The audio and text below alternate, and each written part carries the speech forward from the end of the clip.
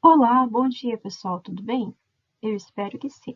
Então, hoje nós vamos dar continuidade ao texto Behaviorismo na Teoria das Organizações, né? Nós vamos recapitular algumas partes, vamos tirar algumas dúvidas se vocês tiverem, e vamos ir direto para as apresentações das meninas, que elas vão falar as críticas com relação a essa teoria.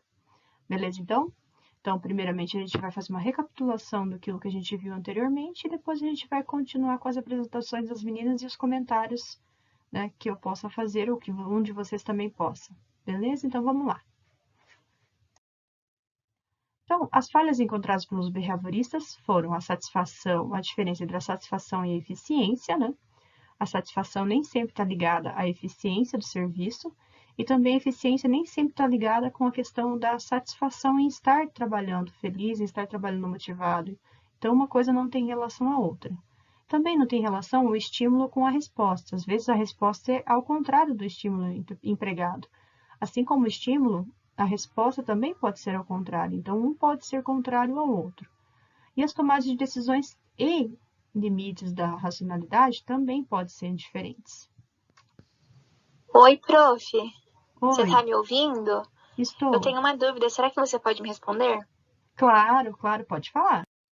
Bom dia, prof, tudo bem? Eu estava lendo o texto e eu fiquei com uma dúvida. Será que você poderia me esclarecer? É a Claro. seguinte, que os behavioristas no texto, eles afirmam que os clássicos falharam. Eu gostaria de saber por que os clássicos falharam, da onde que os behavioristas tiraram esse posicionamento. Obrigada. De nada, Gabriela. Então, eu tirei um trechinho ali do texto, ali está escrito assim: segundo os behavioristas da teoria das organizações, os clássicos falharam ao se descuidar da análise, das decisões e dos limites da racionalidade impostos por qualificações, hábitos, valores e conhecimentos, bem como ao tentarem impor princípios rígidos da administração. Então, assim, eles se descuidarem em prestar atenção dessas características que eu falei anteriormente. E agora, para dar continuidade à sua tua dúvida, vamos relembrar mais uma coisa com relação a questão dos limites da racionalidade, né? Vamos ver então? Ó, a questão da análise das decisões, né? Dos limites da racionalidade. Como o administrador faz a sequência da tomada de decisões.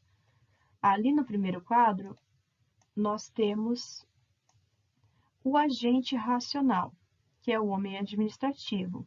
Ele tem que, para tomar uma decisão, ele tem que passar por esses 4 outros pensamentos para poder, sim, saber se essa decisão será bem tomada ou não. Na partezinha do texto ali, ó, um homem se comporta racionalmente apenas com relação a um conjunto de dados característicos de determinadas situações. Então, no segundo homenzinho ali, ó lá, está escrito eventos futuros ou de eventuais probabilidades. Então, na hora de ele tomar uma decisão, ele tem que pensar nos eventos que podem acontecer e nas probabilidades daquilo dar ou não certo. Aí no terceiro bonequinho, olha, ó, alternativas de ações disponíveis. Quais ações eu posso propor para que aquilo seja feito, né? E depois tem os conhecimentos das consequências, né? Porque não só propor as ações, eu também tenho que pensar se elas vão dar certo. Quais são as consequências positivas e negativas, né? O que vai dar certo, o que pode dar certo. E por fim, a gente tem que ver a questão das regras e princípios estabelecidos. Cada pessoa tem um tipo de conduta, tem um tipo de princípio, então tudo isso tem que se encaixar. O meu cliente tem uma regra, tem uma conduta, entendeu? Então tudo isso tem que se encaixar para mim poder então tomar uma decisão. Aqui então, também na página 103, nós temos a questão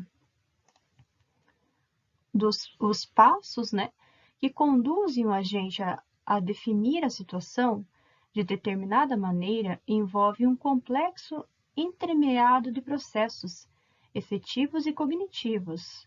O que uma pessoa deseja e aprecia influencia no que vê E o que vê, o que deseja e aprecia. Então, ele vê, ele compreende, ele aprecia, às vezes ele deseja e aprecia, às vezes essa relação não é tão simples assim, né? Aqui, então, nós vimos também anteriormente as linhas gerais sobre as teorias. A administração, então, é a responsável pela organização dos elementos produtivos da empresa. As pessoas não são passivas ou resistentes às necessidades da organização. No terceiro ponto, a gente tem que a motivação, o potencial de desenvolvimento e a capacidade de assumir responsabilidades e dirigir o comportamento para os objetivos da organização estão todos presentes nas pessoas. Cada um tem o quesito de se organizar, cada um sabe o que tem que fazer e cada um faz conforme é o ditado. O quarto ponto, a tarefa essencial da administração é criar condições orgânicas e métodos de operação em que as pessoas possam atingir melhor seus objetivos, orientando seus esforços em direção ao objetivo da organização. Então, todos têm que medir esforços para criarem condições orgânicas e de métodos para que aquela atividade seja realizada por determinada pessoa. Também já vimos que a questão da autoridade, da aceitação da autoridade para os behavioristas, eles dão ênfase à aceitação das normas e ordens pelas pessoas. Então, as circunstâncias que as pessoas podem fazer, então, essas ordens, podem determinar essas ordens. Ela pode ser examinada de uma forma que examinar o mérito da proposição e, na base desses méritos, convencer-se de que deve executar, né? Executar tal atividade. Pode executar proposições sem estar completamente convicta daquilo, ou mesmo parcialmente convicta de seu mérito. Essa pessoa também pode executar a proposição mesmo mesmo convencida de que está errada. Então, ela pode executar aquela questão, mesmo compreendendo internamente que ela está errada. Mas e quem que pode mandar, então? Quem pode ser a autoridade? Como é que é vista essa autoridade? Essa autoridade é vista como 4 formas. Autoridade por confiança, que é a atuação anterior, né?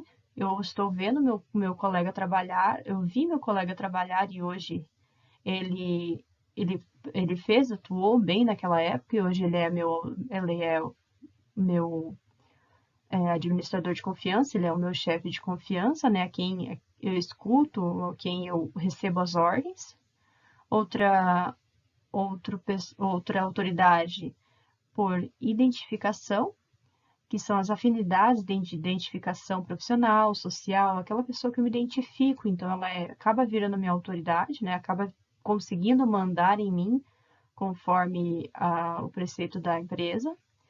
Autoridade por sanção, que é aquela obediência por recompensa ou por punição, né? Eu vou fazer tal coisa para o meu chefe ver e me dar um aumento, ou eu vou fazer para não ganhar conta, porque eu não posso ganhar conta.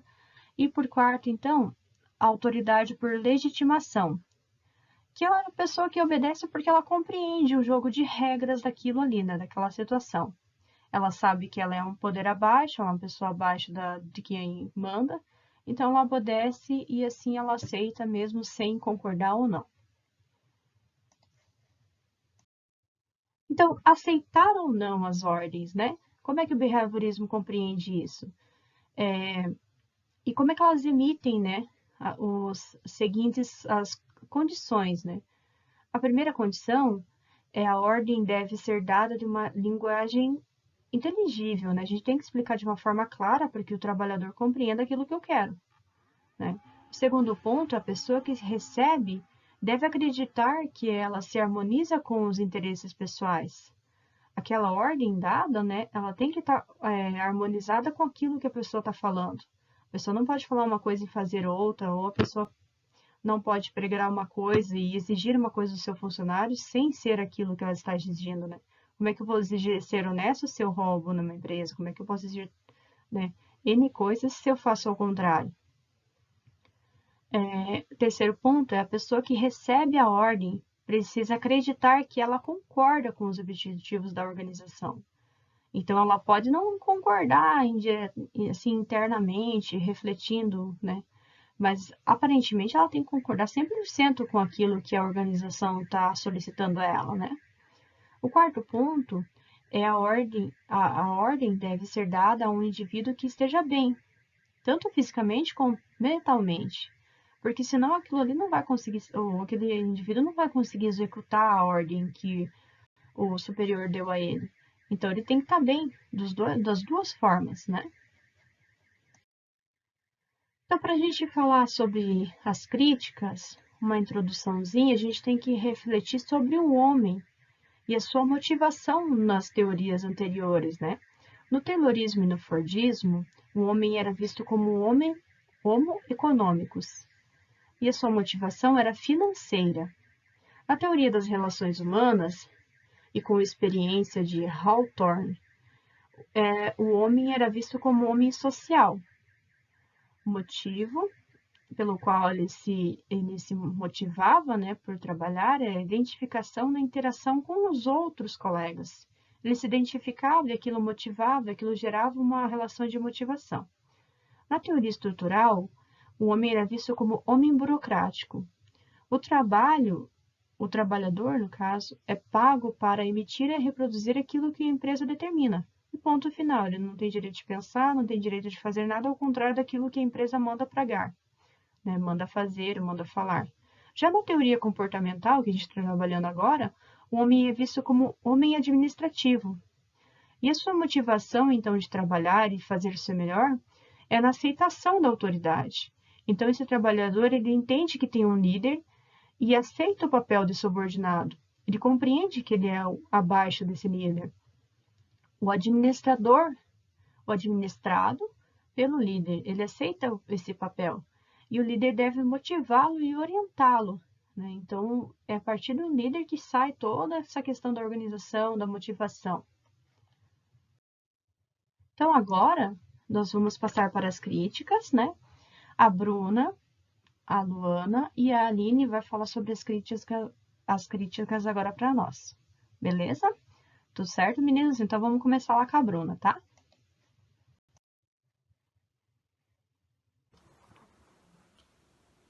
Uma das críticas à prática da sociedade americana, conforme Mills, está ligada a relações humanas e, por consequência, ao behaviorismo nas relações industriais, que considera a prática liberal dentro das organizações burocráticas, onde os dirigentes são classificados com vocabulários, tais como inteligentes e não inteligentes, racionais e não racionais, cultos e ignorantes. E trabalhadores, eles são classificados como satisfeitos e insatisfeitos, eficientes e ineficientes, de boa ou de má moral, fazendo assim e comprovando que um pequeno grupo detém o poder e ele se chama a elite.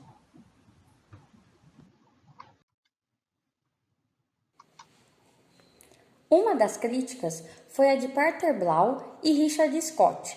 Segundo eles, a concepção de Simon da administração como uma estrutura de tomada de decisões se refere, no geral, aos efeitos de projetos formais sobre a tomada de decisões e não inclui uma análise sistemática dos processos interpessoais e que não fazem parte da estrutura formal. Além disso, segundo eles, Simon encaminha todos os seus esforços para a explicação de como as várias condições dentro da organização, como a hierarquia, o sistema de comunicações, programa de treinamento, influenciam a tomada racional de decisões, mas esquecendo de considerar as influências que elas exercem umas sobre as outras. Para Blau e Scott, essa focalização específica sobre a conduta de escolha como uma única variável dependente torna sistematicamente impossível analisar a estrutura social, visto que reduz todos os seus problemas ao campo sociopsicológico. Isto é, todas as perguntas de o que produz essas características da organização se transformaram em o que produz essa conduta por parte dos membros da organização. Pelo que entendi, a crítica se trata de que a estrutura formal seria a estrutura do trabalho e que não é levada em conta as relações interpessoais do funcionário e de que forma isso afetaria o ambiente formal. Outro ponto é que eles questionam que a teoria analisa processos como a hierarquia, comunicações, mas não como uma área afeta a outra, e que dessa forma acaba se tornando impossível analisar a estrutura social, por ela ser muito superficial.